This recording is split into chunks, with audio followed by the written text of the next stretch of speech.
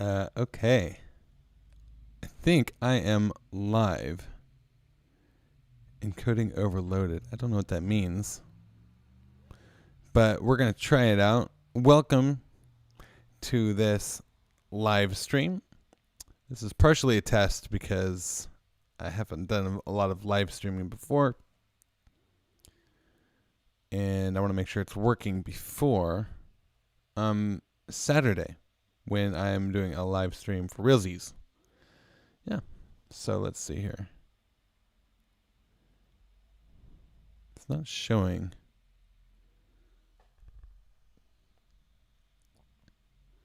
It's not showing that it's working. Consider turning down video what? Settings. Or using a faster encoding preset. I don't know what that means. So we're just going to get into it. I think I will need to get another monitor for this thing, but that's fine. All right, so what I want to try is showing you a little bit about, by the way, I'm Jesse. Hello, welcome. Welcome to this live stream. We're going to be looking at a song called Turn These Colors, which is the first single from my new album, Weapons We Once Held. And that album is coming out on Friday, the 22nd, just a couple days away. And I thought it'd be interesting to go through the Logic session for Turn These Colors.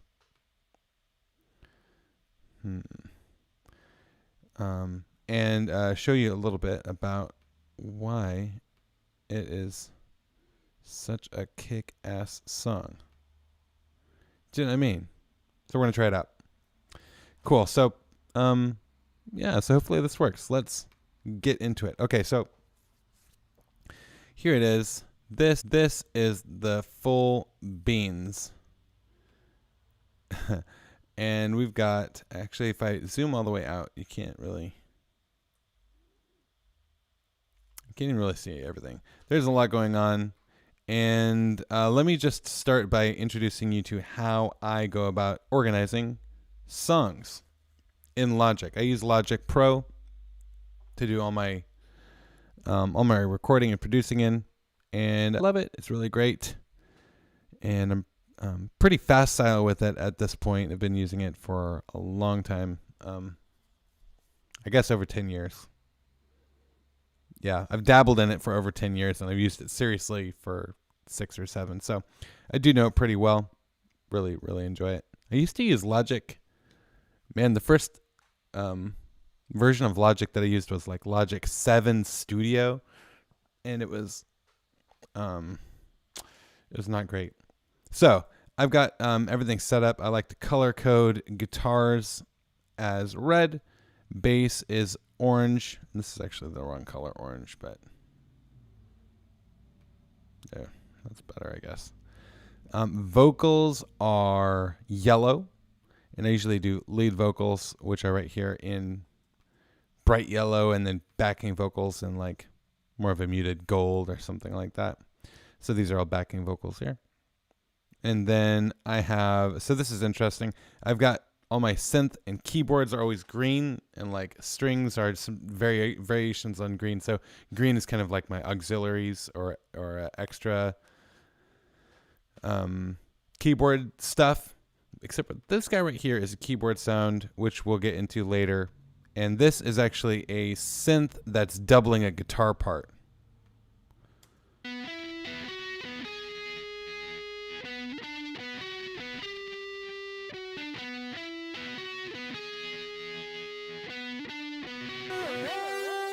Oh, actually, I have that backwards.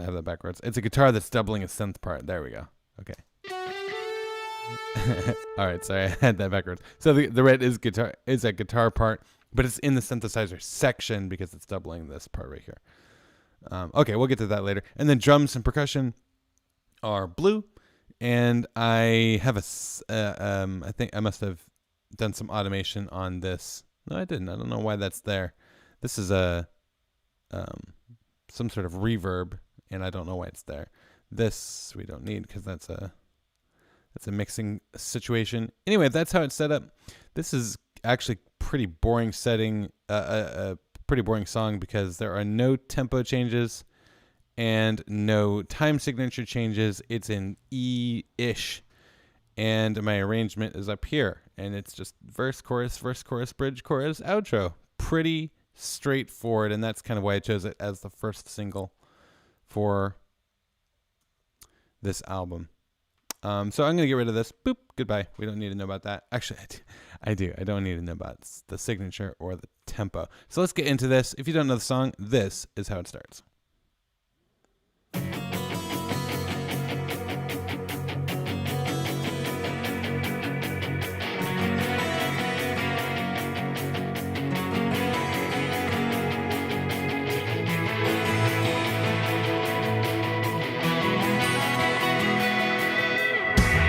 Cool. So that's sort of the start, and it starts on this sort of almost like a Lydian sound, and this is one of the first things that I, not this particular lick, but this sound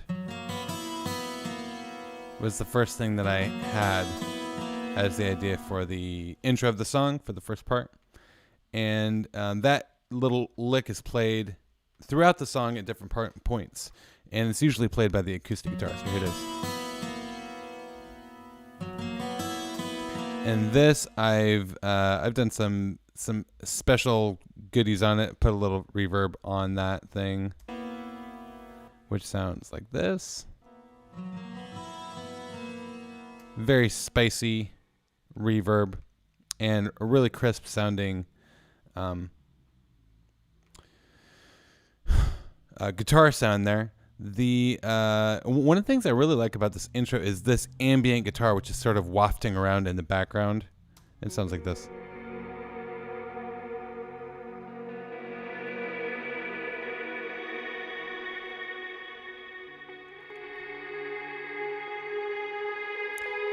I record this.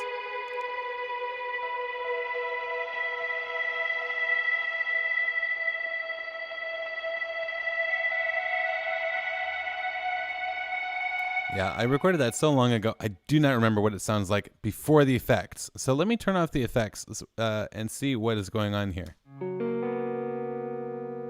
Yeah. It's actually not very good. Oh, that's horrifying. Okay, so this demonstrates the magic of effects. Because when we look into what I've got going on, this is actually doing nothing. I've got a delay on here, which, let's look at it. It's just a delay, a stereo delay. You can hear it bouncing around. And that already adds a little bit of vibe to those not very well played guitar parts. There's an EQ which is doing something. This compressor is broken for some reason. And then the main sound is this reversed reverb, which sounds like this.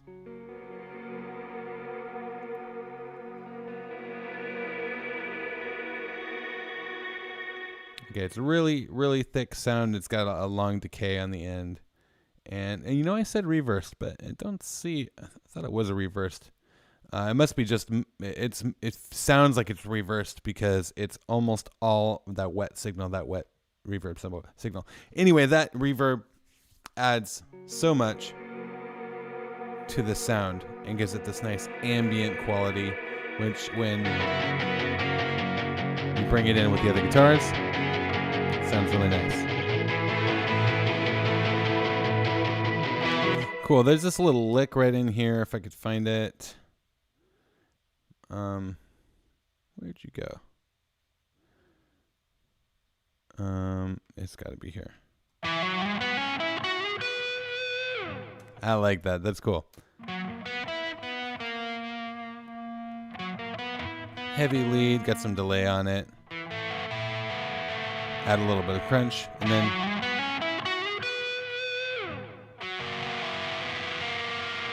really, really heavy. Cool. So that is one of my favorite parts, where it goes like this. Cool. And that sort of fade in part is this here, which I think has some automation. Yeah. Check it out.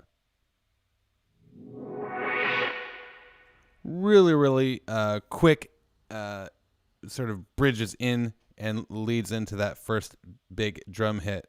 Check it out. So you can hear it. Bringing it in right here. And that's a nice, almost like a swell, almost like a cymbal roll. Sometimes you'll hear something like that. But this is just it's actually pretty common. We've got a filter that just opens up, starts from 0 and then opens all the way up. And I think without that automation, can I cut this out? Yeah, it was just like slamming away on the chord.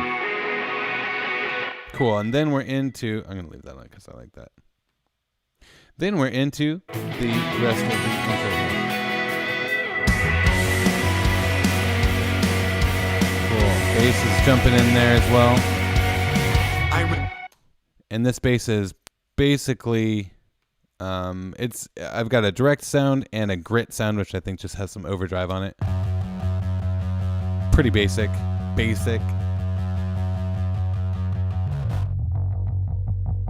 It's actually, this is actually the demo track the demo bass that I tracked when I did the demo, and I never redid it. I was like, oh, that's good enough. So, yeah, that happened. Sometimes that does happen when it's just like, that seems good enough. I could have played it if I had. So that, I think I recorded this bass back in 2018 when I first wrote the song. This song was originally a song for my my band Radio Friendly that the lead singer Bosch and I were writing some songs together. And for a new album, and he's like, let's do something rocking. And so I started this. I had a demo going, and for one reason or another, we decided to drop this one. He said, you just keep it for your own project. And I worked it up into this full song. But when I was writing the song, I did a demo with it, and I put the drums together. And this is the bass sound this is the bass performance that I got when I did that. I had to massage the sound a little bit, and you can tell that there's automation throughout it where that grit sound pops in like this, and then comes out, and comes in the chorus. And that just adds a little bit more excitement. We've also got the drums dropping in. Come on now. The drums dropping in. Right now I am a drummer. I can play drums. In fact, on my first album, In Spite of the Past, I went to my friend Tom's studio and tracked live drums for that album. But in all my subsequent projects, I've just programmed drums. I'm as a drummer, I feel like I'm really good at programming drums that feel live, that feel like I'm actually playing them. In fact, I do actually play every drum part on the keyboard and just tweak it here and there to make it sound actually good. But this is what the drums sound like.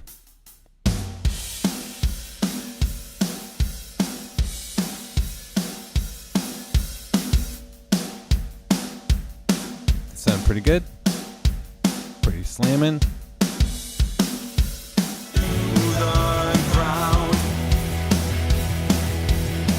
Cool. All right. So those are the main parts. This is now into the verse, and we get into one of my favorite things to do, which is vocals.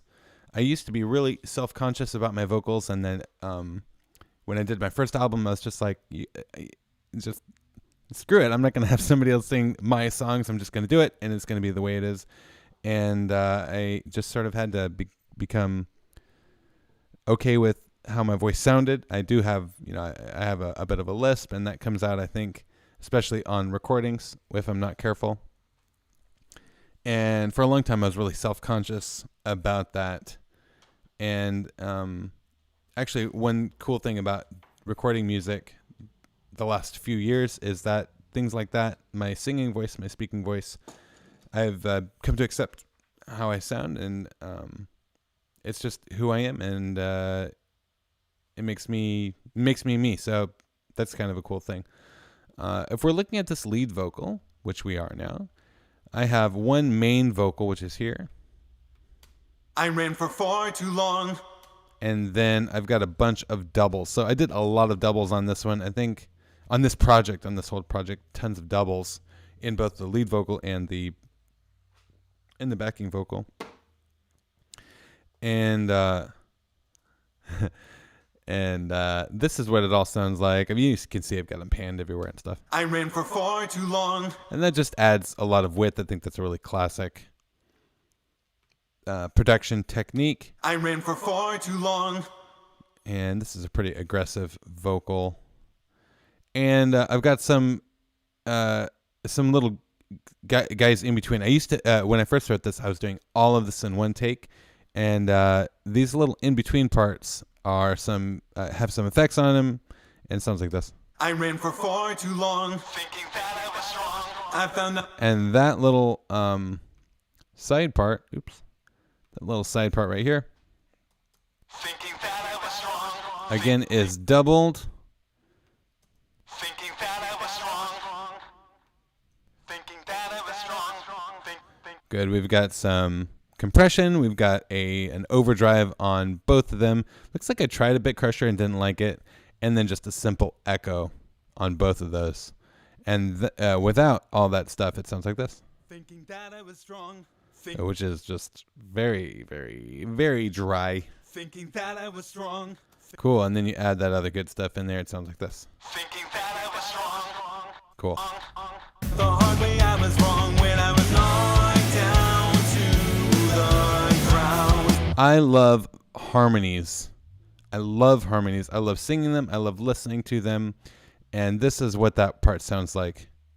Knocked down to the ground. That's so cool. I love those little parts in there. And I was wrong when I was knocked down to the ground. And you can see there are just tons of vocals on this. Lots of doubles.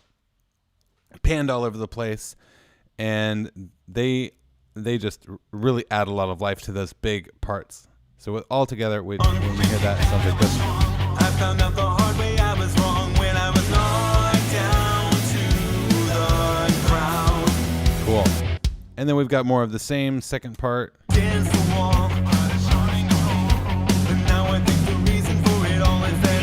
Oh, one thing that I see is I always tell my students, I'm a piano teacher, I teach music, I do all kinds of teaching and playing and producing. And one thing that I think is really important is that when you're making music, you almost never do the same thing twice exactly the same. Like even if you have a repeat, something about it should change, because you always want to give the listener something new to listen for and think, oh, was that there a second ago?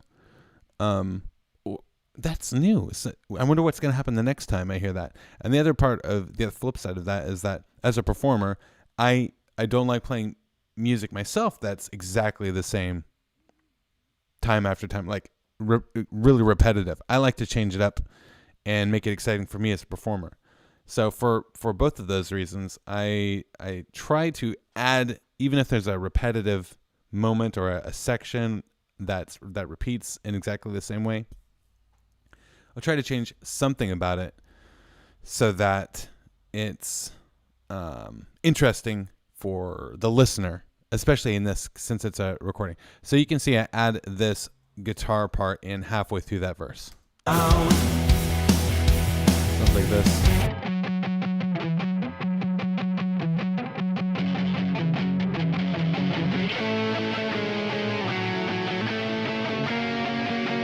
And it adds like a harmony, a counterpoint. And it's actually playing the vocal melody, I believe. Reason for it all is that it's the only way to break me down, so I can say, here I am. Cool, and I like that. I think that was a mistake, but I really like that little harmonic part right here.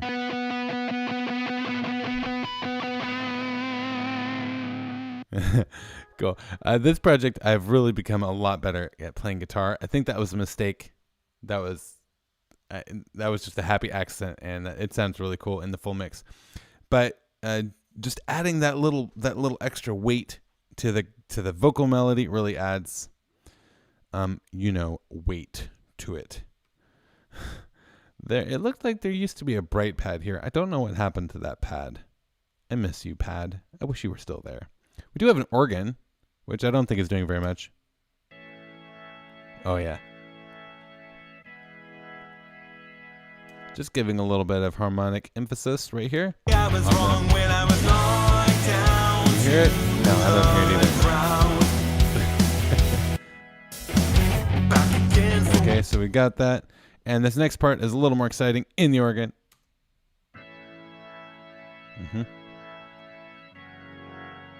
Oh, sure. That's a cool harmony, by the way, when it goes like this.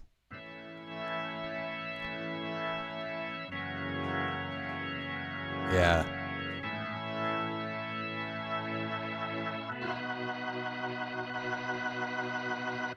Cool. All right, and then we're into our first chorus. And the chorus is supposed to be the biggest part, like the part that's really exciting. So I bring back in the first strummed acoustic.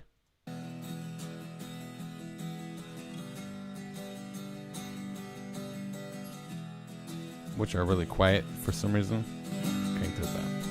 It's not like I'm mixing here. Cool, those are, again, doubled, panned hard right and left. We've got our full guitars right here.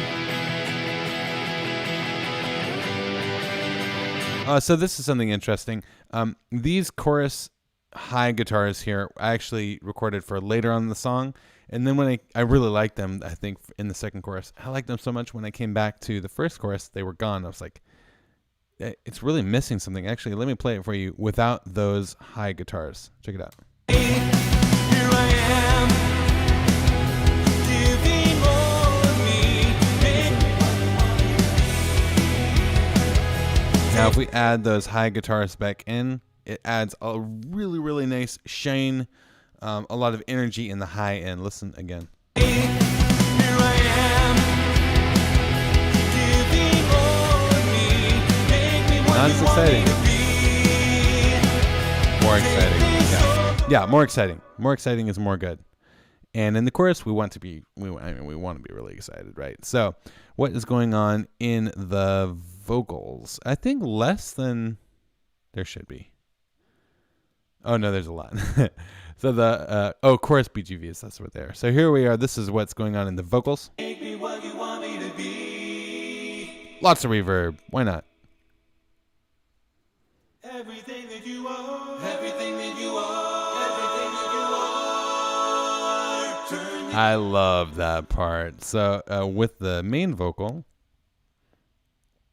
it really builds like really nicely. Check it out. Me, make me what you want me to be. These are hard harmonies to sing, by the way. Take this open heart, fill it with everything that you are. Everything that you are. Turn it. Cool. I want to break this down a little bit. You can. I generally will start when I'm looking at this. I know that I started right here. So let me kick this lead vocal on. And I started with this part here. With everything that you are. Everything that you are. That part right there. And then.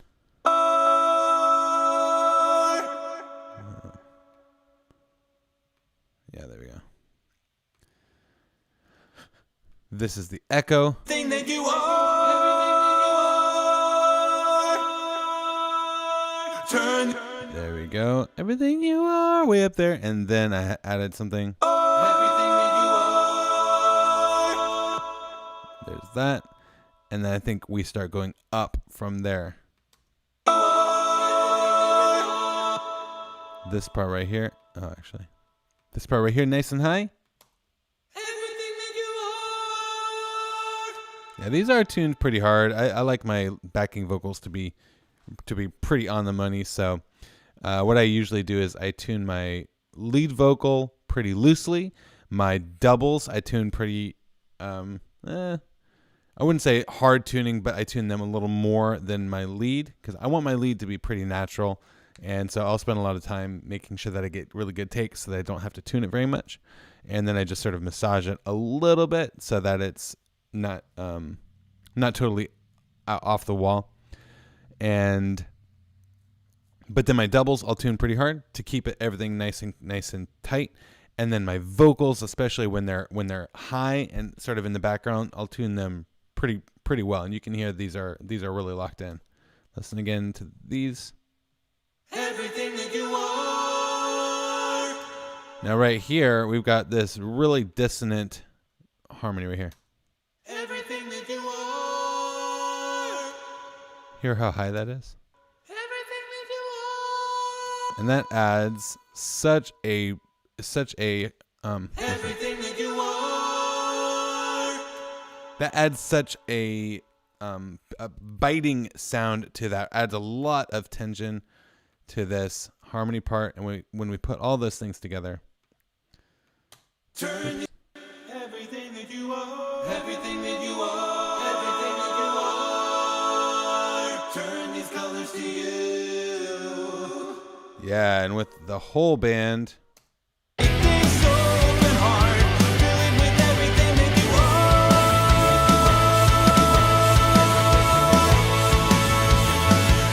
All those little parts sort of fade away, and it just makes it sound huge, really cool. Something that is always a good idea is to add, like I said, some interest in the background. So my background parts include a pad, which I think is pretty bright. This is just filling in the harmony. And then right here I've got a synthesizer, which is doing a little counter melody like this. This one took me forever to get right.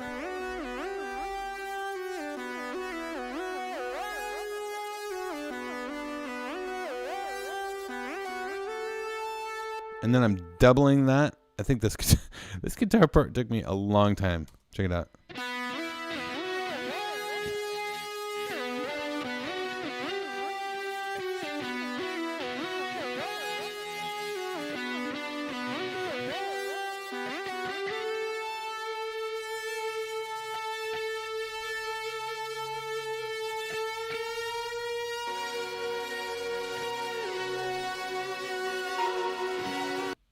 And this includes the delay piano. Cool. Yeah, and that, again, just like that high guitar part that I was telling you about earlier, this backing counter melody. Here I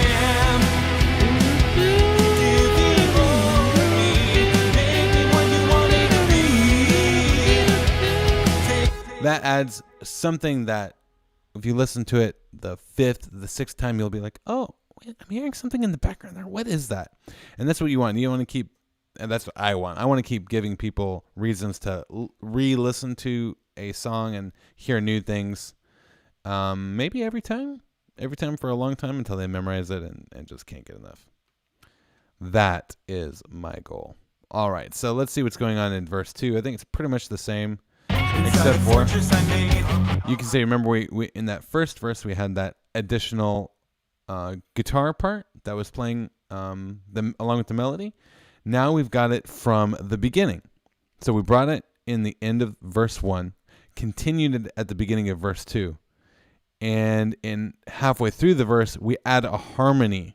So again, with that idea of continually varying the repetition. So it's the same chord structure for the second verse. Many things are the same beat, the same groove, but we're adding more layers to create interest. So this is let's just hear all those guitars. Sort of a high part.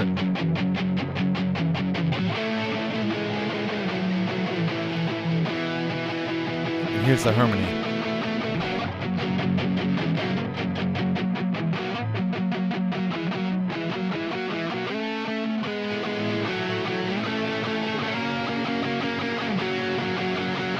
Yeah, so and I think it might be that is the only thing that's really different between those two verses. But it's enough between the vocals being different, And, the words being different and those guitars being different to give it a little bit more of an edge, a punch. And then when we're looking at the second chorus, I want to say there's not very much that's actually different. So I'm gonna walk back on what I just said, because it's very close to being the same thing.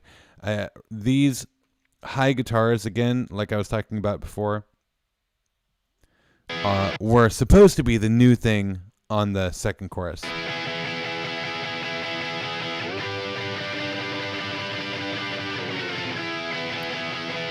I like that. That part always reminds me of that Blondie tune. Those chromatic downs.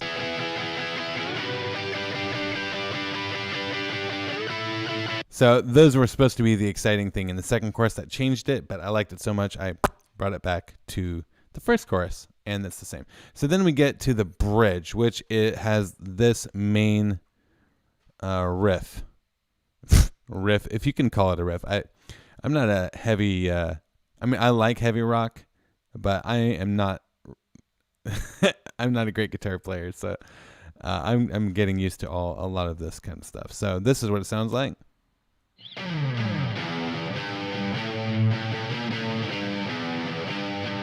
The bass.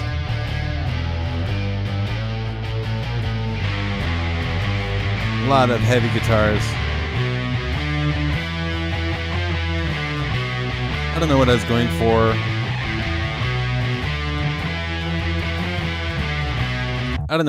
for. With this. Oh, this is like a... Sure. So I've got that synth lead from the chorus, just drop down a couple octaves, doubling the guitars.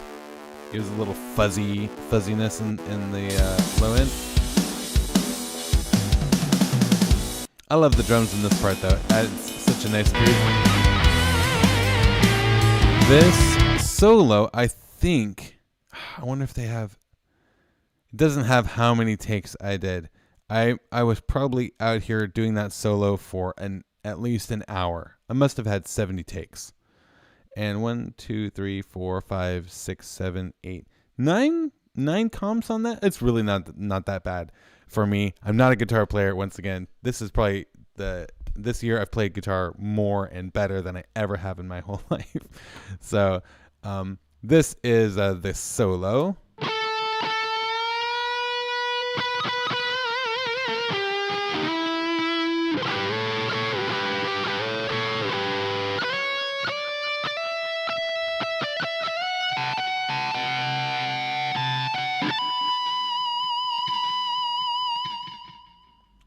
And I think it actually works out pretty well. I was gonna hire a guy to play the solo and like do a really really shred. I was like, oh man, what if I just did it myself? What if I just did like a grooving solo instead of a shred solo?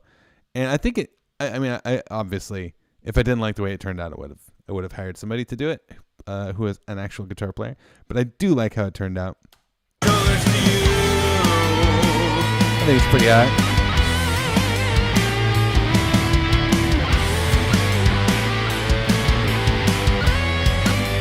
And then I don't have the original MIDI for the first keyboard solo, but where is it?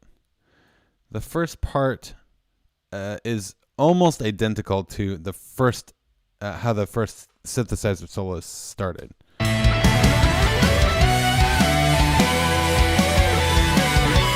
is from the demo.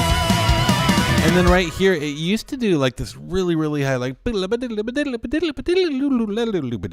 a really Dream Theater, Jordan Rudess-esque fast keyboard thing.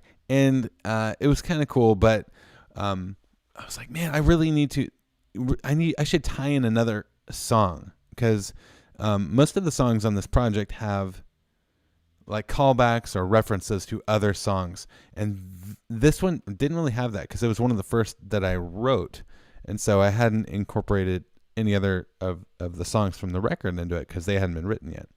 So I thought, I wonder if I could bring in a part from the ending of another song that I just finished called "I Chose the Impossible," and should I play that? I'm going to, because why not? So this is what it. No. Let me play it for you first. So, I'm gonna open up "I Chose the Impossible." I'm having a good time. I don't know if anybody's ever gonna watch this, but I'm having a good time. Maybe I'll send this to my brother. "I Chose the Impossible." There we go. And I am not gonna close it. I hope my computer doesn't die. It might take a second to load this because that song is that song is crazy. There's a lot of stuff going on in that one. So while it's loading up, the end of this song, the bridge of this song, "I Chose the Impossible," and the end has this really it's almost modal. It goes between A major and then it drops down to F major 7. So the C sharp in the A major chord drops to C natural, and the melodic contour of that is I really liked how that sounded, how the harmony changed, and what that made the melody have to do. I know HComp isn't available. I don't know why it's not available, but I do know that. Thank you, Logic. All right, so here we go. So the bridge, this one is really crazy when you look at the time signatures. Maybe I'll do a live stream of this sometime. So if we're looking at the bridge here, the end of, let's see here. Okay, not this. Okay, right here. So this is the bridge where it does this really epic. It's just really epic. Check it out and pay attention to what the harmonies are doing.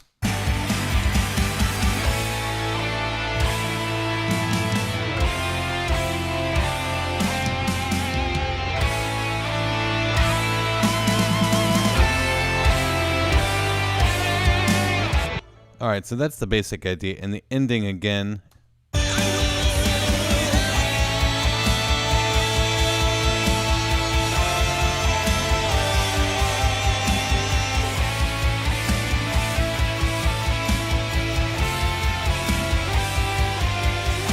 All right, so that is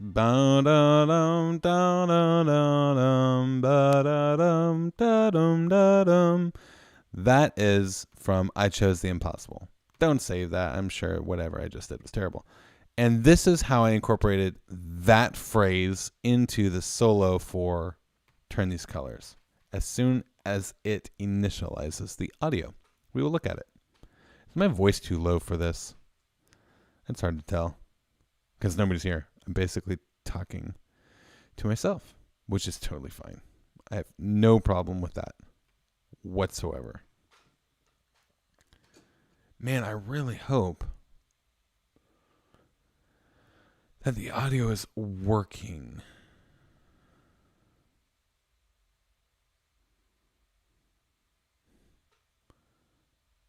For this whole thing.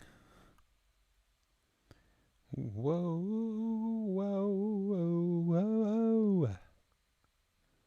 Live stream. I do like talking into the mic, and it's quite a sound. I hope it's working though. God. Oh God. Maybe I broke it though. I might have broken it. After all that, application not responding. Sure, force quit. Why not? Let me go back to this. All right, so my application died, which is a real bummer. And we're gonna try and start it again because I've come too far to stop now. We're almost done with the song. So when we get back into the song, we are gonna hear. No, I want to hear another project. We're gonna hear the rest of the keyboard solo, right?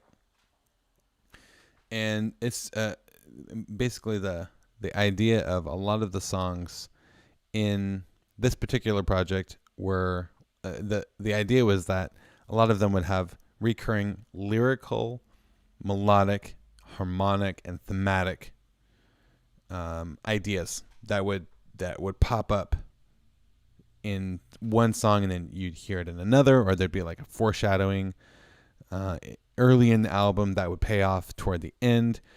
And I think that's part of the fun of making an album. Like if I just wanted to release singles, I would just make 12. Just do the autosave. That's fine. I would just do 12 songs and just release them when they were done. But I thought, since I'm putting together an album, I should create it so that it's as cohesive as possible, so that when you listen to it from start to finish, which it is what an album is meant to be, is how an album is meant to be listened to, that you hear these little things throughout. And again, it's that idea of you want to keep giving the listener little nuggets of happiness, or at least I want to give myself little nuggets of happiness, which is a really strange way of saying anything. I could go for some hot cocoa so hard right now. I might have to do that in a bit. It's almost loaded. Let's see. I don't think there's any other callbacks within the album in Turn These Colors. So there's that one keyboard part, and I think that's the only thing in that song that connects to the rest of the album, except of course the intro, which is Bits I Once Ate, has the chorus and the intro in that, but that song has a bit of all of the songs within it. Of course, it's like an overture, so it has to. Otherwise, it would be a waste of time. And one thing that I do not like to do is waste my time. I wonder if I should do this so that you can see my face better. Do we care about faces? So it seems to me if I'm going to do this, I should clean up my background. It is taking a long time to load.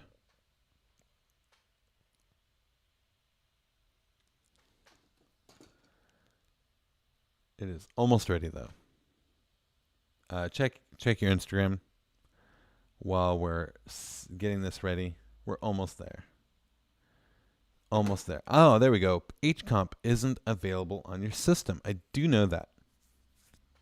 Thank you. I think they must have updated something and not told me about it. So here we are. Oh, you can't see it now. Let's see here. If I go to scene. Oh, look at that. It works. Okay, cool. All right, good. So this is the middle of the solo, right? Goodness heavens. Something went haywire. Give me just a second. That looks like it's working. That, I don't know if that's working. Let me go back to here. My apologies. It probably went back to the default. No, it didn't. Why is it doing that? Preview to here.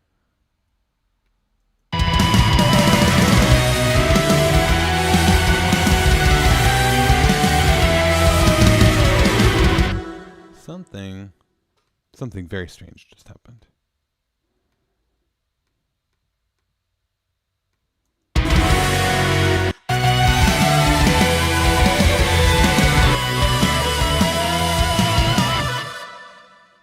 Jeez Louise.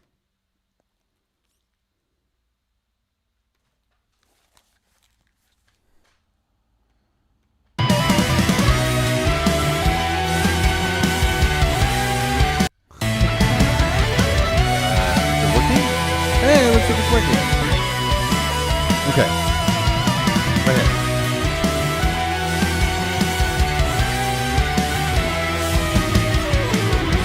Okay, so after all of that, that was the payoff. And that's embarrassing. After all of that. So anyway, it goes bam ba da da da da da da, which is the theme from I Chose the Impossible. Wow, that took a long time.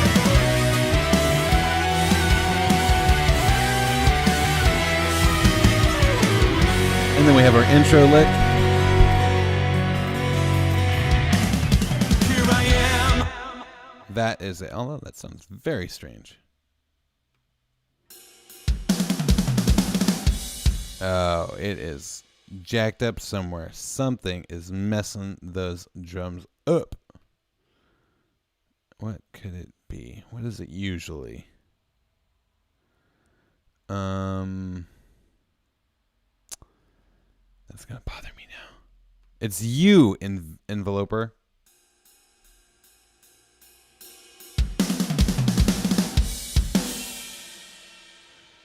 It sounds horrible.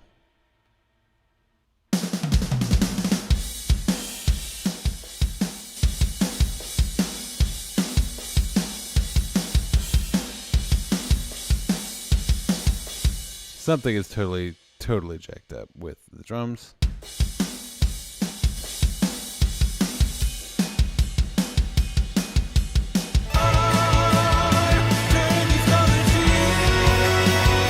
Anyway, something got messed up, but that's fine. Doesn't really matter at this point.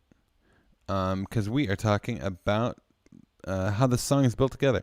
And I think that is, for the most part... Here I am.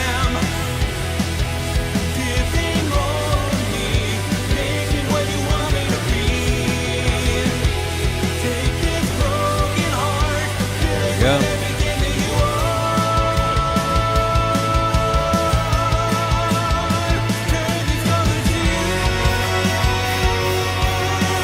Good. Song, man. I like this piano.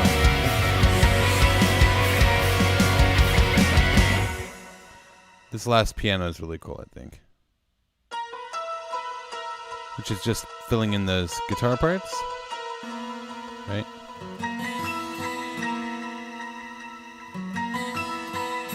I do have some extra guitars playing that arpeggio at the end. There's one there. There's a heavy one there. This one's called Crazy Lead. So crazy.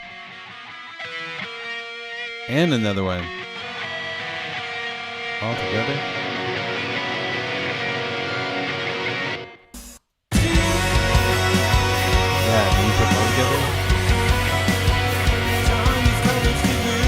What are the vocals doing?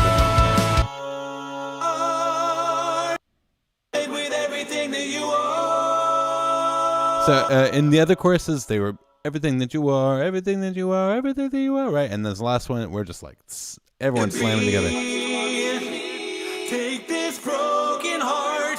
Actually, that's pretty cool. Giving all of me, make me what you want me to be. That actually is pretty cool. That's pretty cool, man. So here I am, giving all of me. Now, in the rest of the choruses, I don't think we doubled that part. Giving all of me.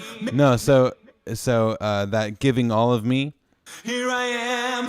Is only the lead vocal. Giving all of me. In the first two choruses. And in that last chorus, we finally have full harmonies in that giving all of me. Again, we're varying it, changing it, making it more exciting on this last time through. Here I am. Harmony there.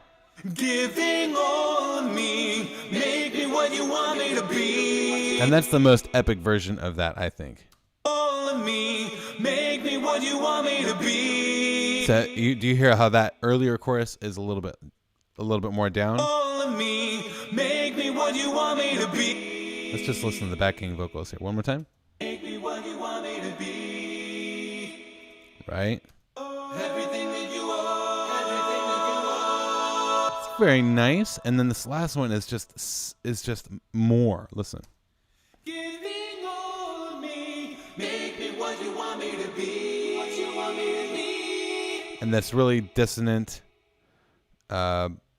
sort of echo part What you want me to be? What you want me to be? I don't even know what's going on there, but it sounds awesome. So check it out one more time. Make me what you want me to be. I think that make me what you want me to be really is what really brings that part to the next level. Make me what you want me to be. Take this broken heart, fill it with everything that you are. We also add in a low, fill it with everything that you are, that low melody with there. And then turn these colors to you. And again, that last one has a lot of weight because the lead vocal is so high, and then I think we have a fourth or a fifth and a low octave melody. Turn these colors to you. Super epic. Turn these colors to you.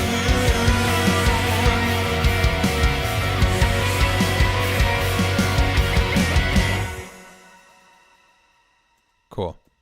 And that is the song Turn These Colors. Yeah.